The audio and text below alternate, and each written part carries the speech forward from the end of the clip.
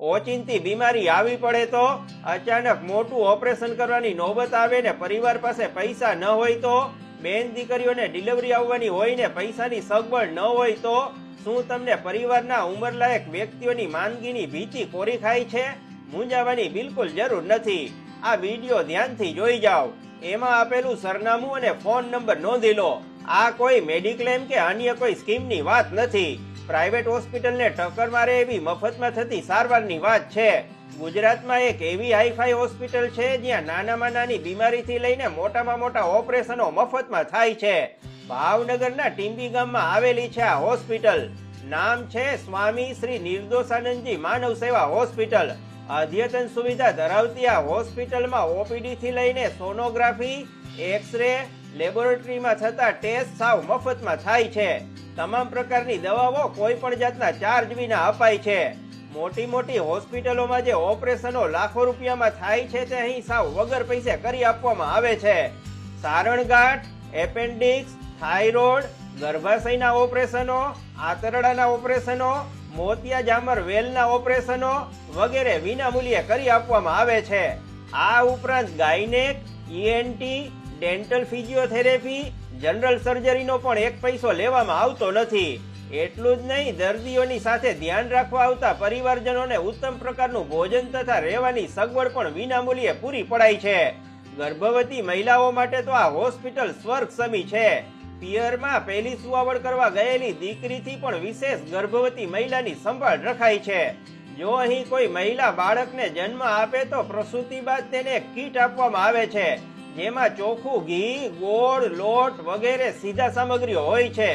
ઉપરાંત શીરો કે રાબ બનાવવા માટે ગેસ અને વાસણની વ્યવસ્થા હોસ્પિટલ દ્વારા કરી આપવામાં આવે છે. પ્રસૂતાને રજા આપતી વેળા શુદ્ધ ઘીની ઔષધિયુક્ત 1.5 કિલો સુખડીનું બોક્સ પણ આપવામાં આવે છે. આટલું બધું હોવા છતાં હોસ્પિટલમાં એક વાતની ખોટ છે, અને તે છે કેશ કાઉન્ટર. પૈસા લઈને પાવતી ફાડતું ડિપાર્ટમેન્ટ જ નથી ક્યાંય આ હોસ્પિટલમાં. ગુજરાતના ખૂણે ખૂણેથી અસંખ્ય લોકો આ હોસ્પિટલમાં આવે છે. રોજ 700 થી 800 દર્દીઓને સારવાર આપવામાં આવે છે. દરેક દર્દીઓ સાથે માનવતાપૂર્ણ વ્યવહાર કરવામાં આવે છે. રડતા રડતા આવતો જરૂરિયાતમંદ હસતા હસતા ઘર ભેળો થાય એ આ હોસ્પિટલનો એકમાત્ર ધ્યેય છે. સાંભળો એક ગરીબ દર્દીનો કિસ્સો. આંખના આંસુને નહીં રોકી શકો. ગઢડા પાસેના જલાલપુર ગામના 75 વર્ષના રાણાભાઈ ચૌહાણને ભયાનક રોગ લાગુ પડ્યો. બંને પગમાં સડો થઈ ગયો.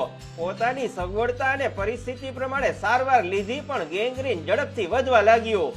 દાદાના સડેલા હાથ પગોમાં જીવાત દેખાવા લાગી. ભયાનક દુર્ગંધ આવવા લાગી. આડોશ પાડોશના લોકો પણ દુર્ગંધથી ત્રાસી ગયા. આ દાદાની પાટાપીંડી કરવાની ગામના ડોક્ટરે ના પાડી દીધી. પ્રાઇવેટ દવાખાનામાં તપાસ કરતા ઓપરેશન કરવા માટે 2 લાખ રૂપિયાનો ખર્ચ થશે એવું કહેવામાં આવ્યું. જેના ઘરમાં કરિયાણું લાવવા માટે પૈસા ન હોય તે 2 લાખ જેટલી રકમ ક્યાંથી લાવે? મૂંઝવણ ભરેલી આ સ્થિતિમાં ક્યાંય આશાનું કિરણ દેખાતું ન હતું. નિર્ણય જલ્દી કરવાનો હતો. એવા સમયે ક્યાંકથી માહિતી પ્રાપ્ત થઈ કે સ્વામી શ્રી નિર્દોષાનંદજી માનવ સેવા હોસ્પિટલ ટીંબી મુકામે વિનામૂલ્યે ઓપરેશન કરી આપવામાં આવે છે. દાદાને માનવ સેવા હોસ્પિટલમાં લાવવામાં આવ્યા. સફળ સર્જરી કરવામાં આવી. 15 દિવસ દાદાને હોસ્પિટલમાં રાખી રજા આપવામાં આવી. દાદાની જિંદગી બચી ગઈ. જીવનદાન મળવાના આવા એક નહીં પણ અનેક દાખલા છે, જેમાં આ હોસ્પિટલ નિમિત્ત બની છે. કેવી રીતે ચાલે છે આ સેવા યજ્ઞ? કોને કરી છે હોસ્પિટલની શરૂઆત? ક્યાંથી આવે છે પૈસા? એ હકીકત પણ રસપ્રદ છે. એક બાવાજી, સન્યાસી અને પરોપકારી સંતના નિષ્ઠાવાન નિર્ણયમાંથી ઊભી થઈ છે આ હોસ્પિટલ. પૈસાને સ્પર્શ ન કરવો એવું વ્રત ધરાવતા પુણ્યશાળી મહાપુરુષે આ કરોડોની સુપર સ્પેશિયલ હોસ્પિટલનું નિર્માણ કર્યું છે. ધર્મ અને સેવા કાજે ભેગ ધારણ કરનાર નિર્દોષાનંદજી નામના મહારાજ આ વિસ્તારના જુદા જુદા આશ્રમમાં વિહાર કરતા હતા.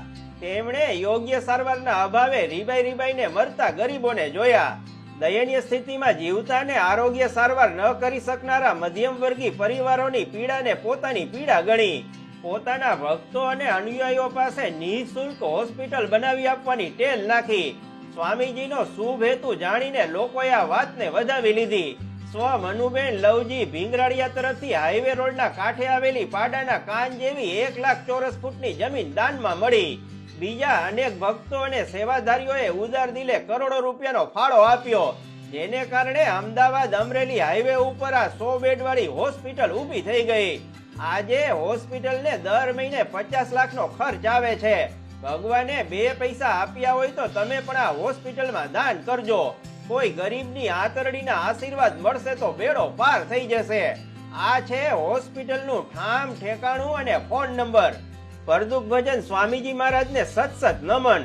તેમણે ધાર્યું હોત તો બહુ મોટું મંદિર કે આશ્રમ બાંધી શક્યા હોત, ભક્તના દાનમાંથી ભોગવિલાસી જીવન જીવી શક્યા હોત, પણ તેમણે માનવ સેવાની ધૂણી દખાવીને સાચું શિવપારાયણ જીવન જીવી બતાવ્યું છે.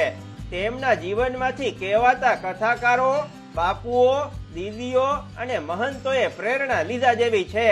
લુખે લુખા ઉપદેશો આપવાથી કે કરોડોના ખર્ચે યજ્ઞ કરવાથી ભગવાન રાજી નથી થવાના. આજે કોઈને અમારી ચેનલ સબસ્ક્રાઇબ કરવાનું નથી કહેવું, પણ આ વિડીયોની લિંક શેર કરવા હાથ જોડીને વિનંતી કરવી છે. કોઈ જરૂરિયાતમંદ દર્દીને જાણ થશે તો તમને પણ આંગળી ચીંધ્યાનું પુણ્ય મળશે. નમસ્કાર.